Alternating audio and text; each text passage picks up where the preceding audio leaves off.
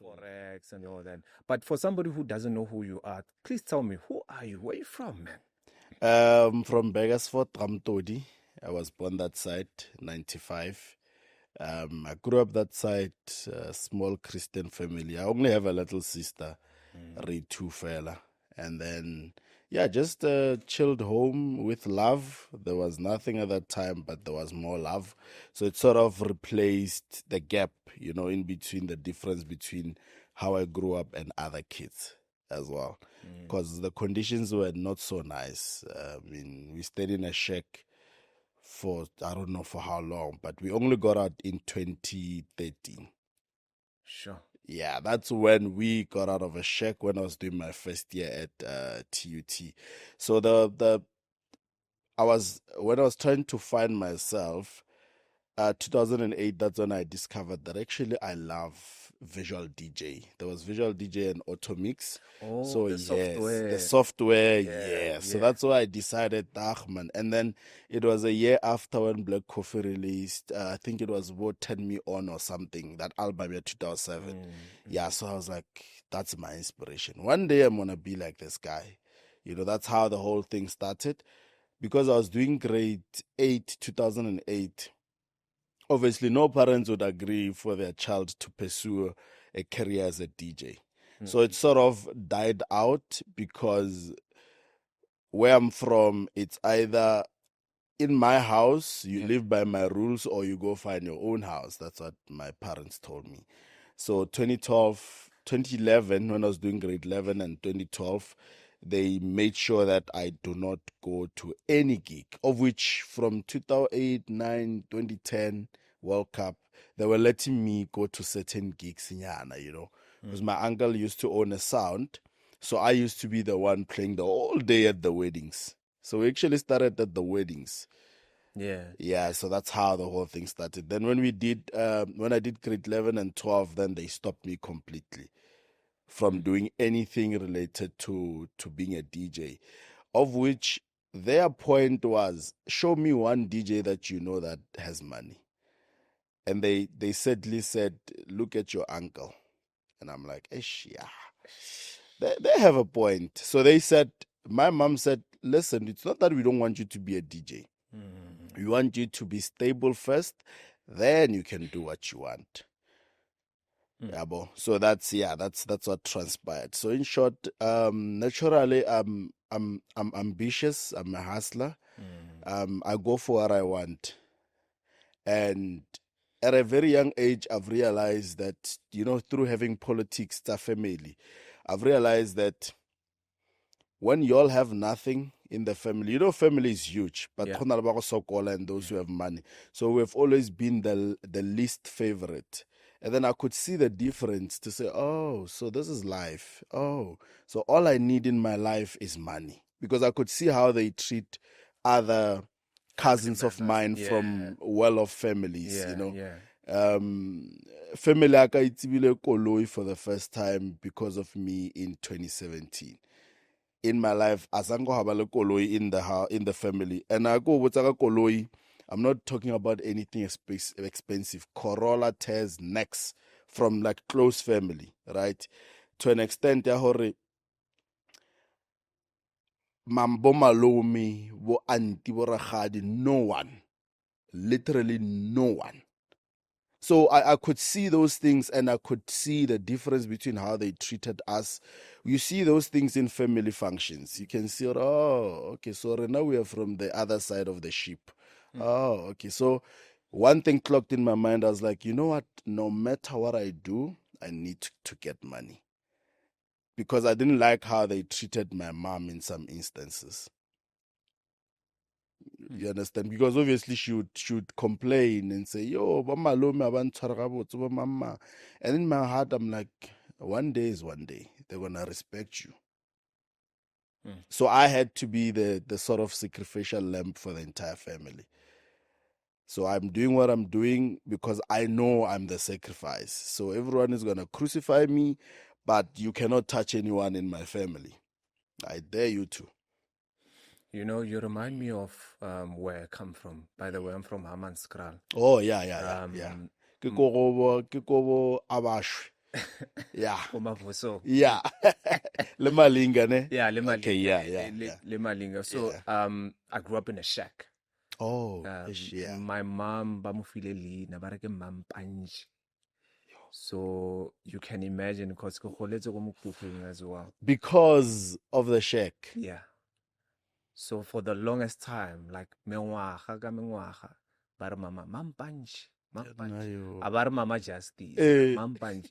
And you remind me of myself because if I said one day that, you know what, there will be a day whereby I'm going to build this woman a house. Amen. And then nobody's going to ever call this lady mampanji anymore. You see. But you have a very interesting story. But I don't know why families do that, man. Ash, my brother, Ash, I don't know, man.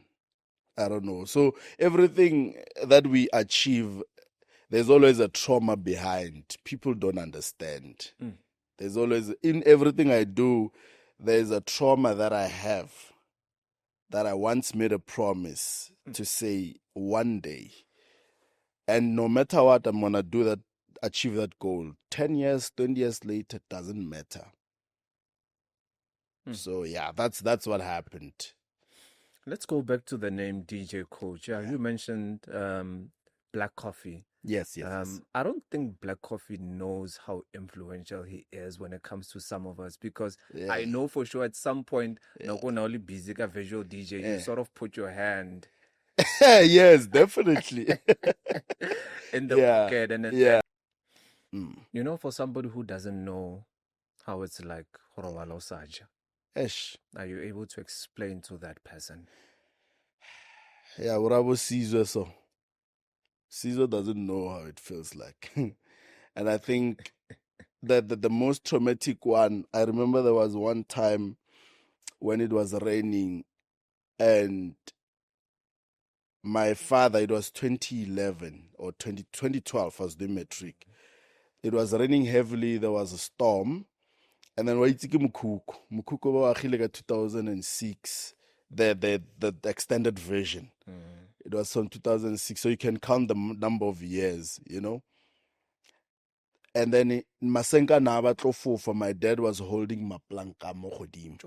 And then Nalena was holding the container, like where it's leaking, you know. And those moments just don't get erased in my head because every time when I think of failing in life, I go back there and I'm like, nah, I'm not gonna go back there. So it's I see food, but just the whole experience, living it every day is traumatic. But I think for me, I've used it positively to say I'm gonna use this moment to change my life. Understand? Yo.